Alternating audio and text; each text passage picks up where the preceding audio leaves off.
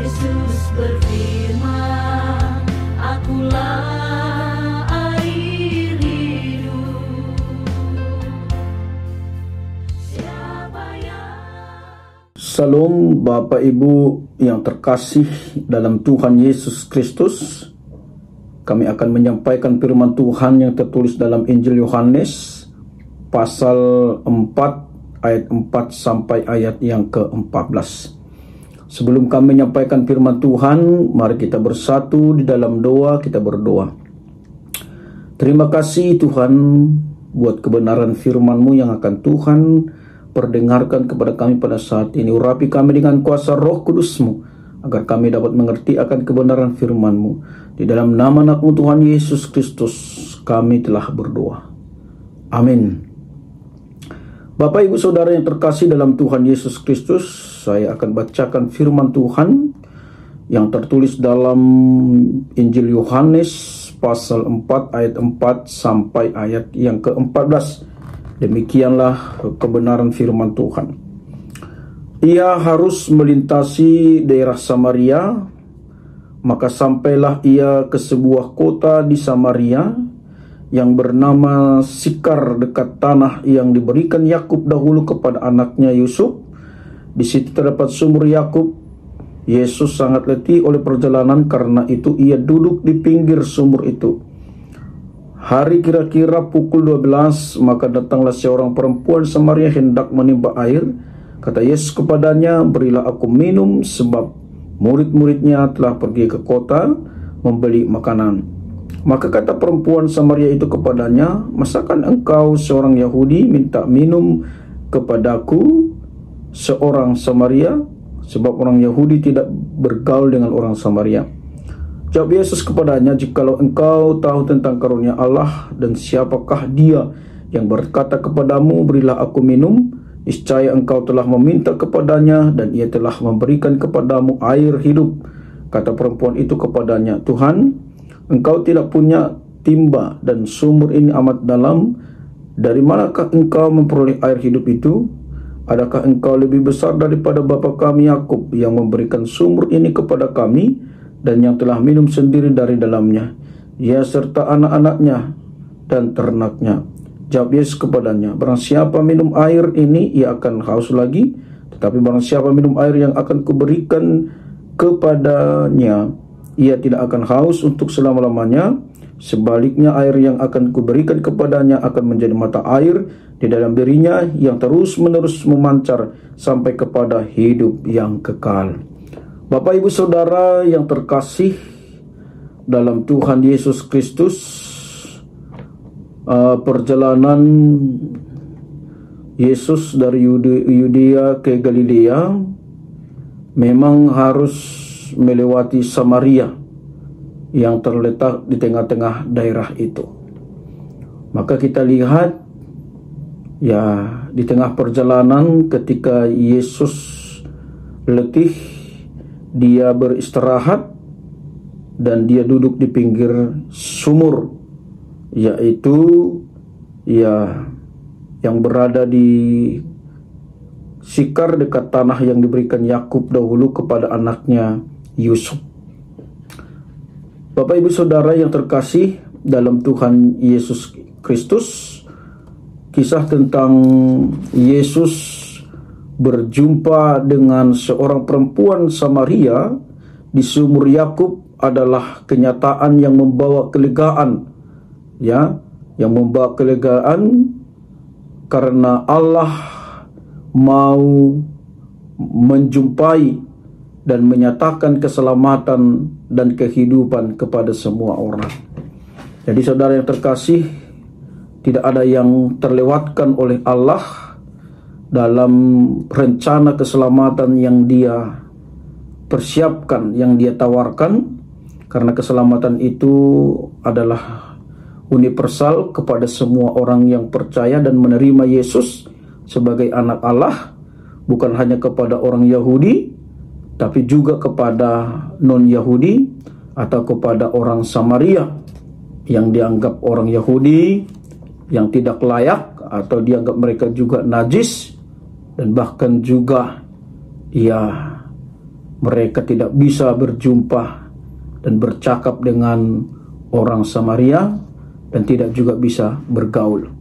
Yesus menunjukkan sikap yang peka ataupun terbuka dan penuh kasih. Ia memahami keberadaan perempuan Samaria tersebut yang sangat tertekan dan menderita karena kondisi hidupnya, ya, yang ditambah lagi stigma dari lingkungan terkait status perkawinan yang tidak jelas. Maka banyak juga orang yang mengatakan, kenapa dia datang ke sumur pukul 12? Ini adalah menunjukkan bahwasannya dia ya dengan sembunyi-sembunyi, dan dia tahu bahwa pada pukul 12 itu jarang orang datang ke sumur. Maka kesempatan itulah yang dia pakai, karena dia juga ya malu berjumpa dengan orang yang banyak karena statusnya. Jadi Bapak Ibu Saudara yang terkasih, dalam percakapan ini perempuan Samaria awalnya hanya melihat Tuhan Yesus sebagai pria Yahudi biasa yang menunjukkan suatu tindakan yang tidak bisa meminta air kepada orang Samaria. Itu bisa kita lihat dalam ayat 9. Maka kata perempuan Samaria itu kepadanya, masakan engkau seorang Yahudi minta minum kepadaku si orang Samaria?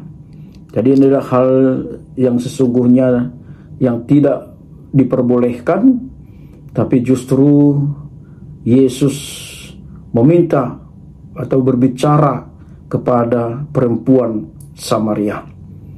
Jadi saudara yang terkasih dalam Tuhan Yesus Kristus, dan begitu juga ya perempuan Samaria melihat bahwa Yesus tidak memiliki suatu alat untuk meminta ataupun mengambil minuman dari sumur itu, dan itu mungkin hal yang tidak mungkin dilakukan oleh Tuhan Yesus.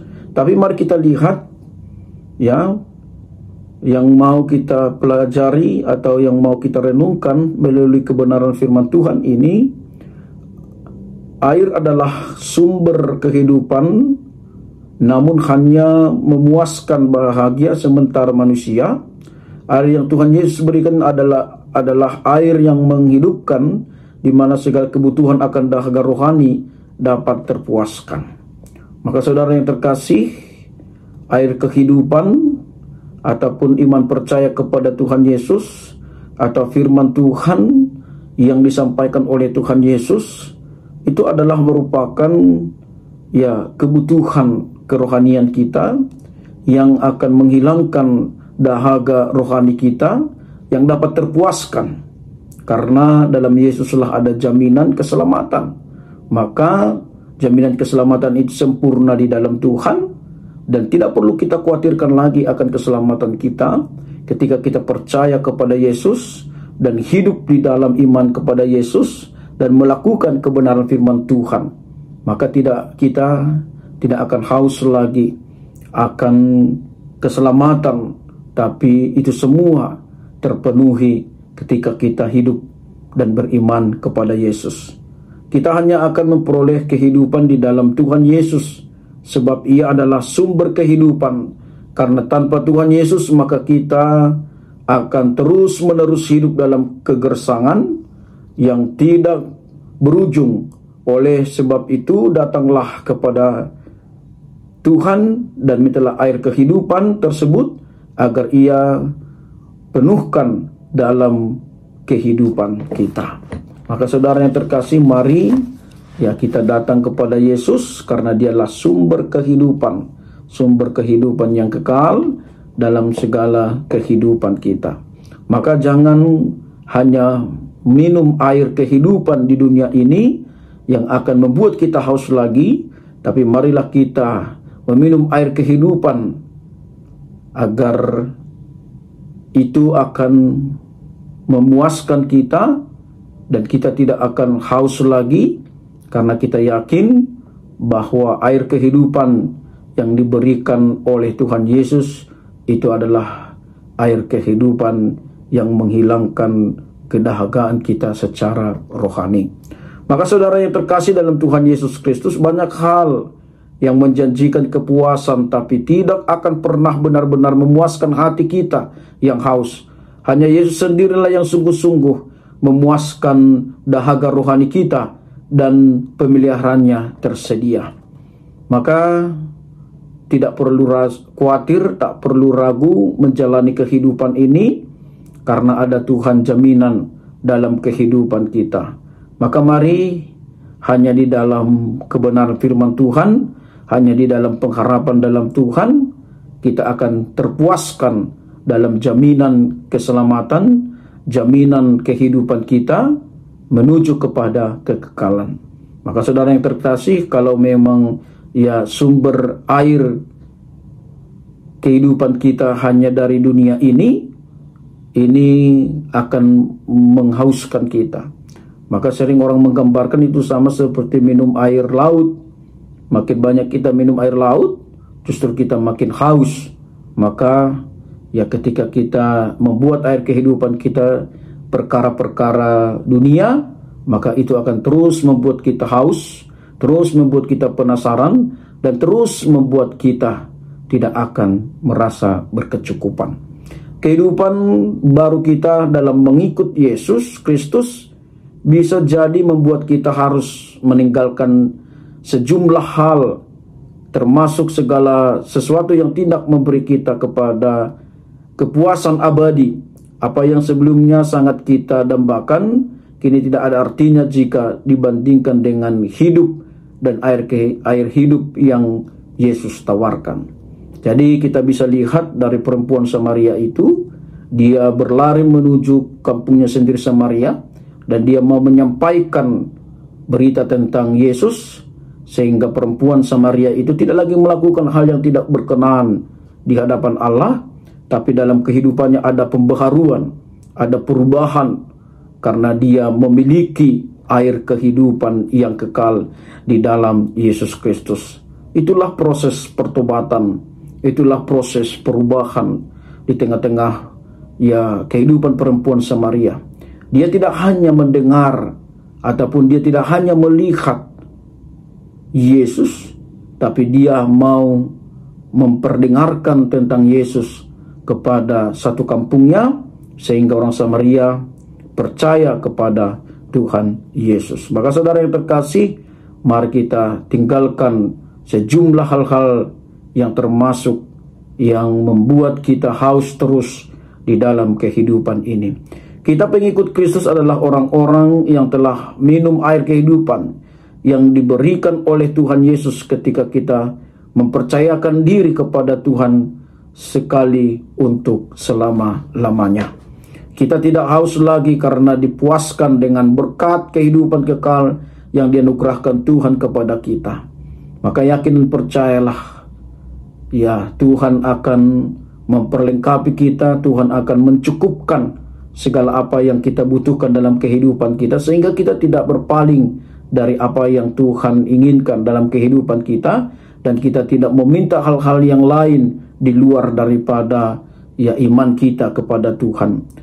Roh Kudus dikaruniakan Tuhan kepada kita agar tinggal di dalam kita, membuat hidup Kristus nyata dalam kita, sehingga kita mengalami hidup yang berkelimpahan dalam kebenaran, damai sejahtera, dan sukacita dalam Roh Kudus.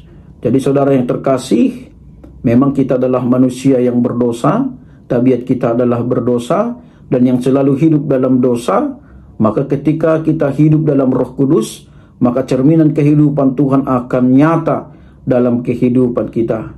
Kita tidak haus lagi karena dipuaskan oleh berkat kehidupan yang kekal yang dianugerahkan Tuhan kepada kita. Jadi saudara yang terkasih, mari anugerah yang kekal hanya di dalam Yesus Kristus. Berkat yang kekal hanya di dalam Yesus Kristus. Maka mari saudara yang terkasih, fokuskanlah kehidupan kita kepada hal-hal yang kekal seperti air kehidupan yang daripada Tuhan. Jangan fokuskan hal-hal jangan fokuskan hidup kita dengan hal-hal ya air yang dari duniawi ini yang hanya sifatnya sementara dan hanya terpuaskan sementara sesaat, dan akhirnya kita akan merasa kehausan lagi. Maka saudara yang terkasih, bagaimana cara kita memperoleh air kehidupan itu? Yang pertama, kita harus membangun hubungan yang baik dan tidak terputus dengan sumber itu. Jika hubungan kita terputus dengan Tuhan, maka kita akan menjadi seperti mata air yang kering. Usahakanlah hubungan kita dengan Tuhan tidak pernah putus, walau banyak rintangan dan permasalahan hidup yang kita hadapi.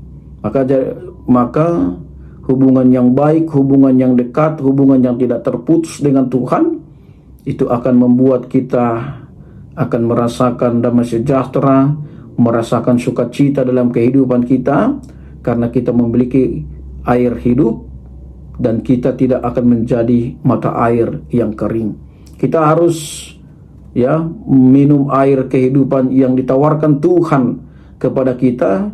Jika kita mau meminum air kehidupan itu, ada janji Tuhan berlimpah dengan hal-hal yang kekal, terus-menerus, tidak berkesudahan.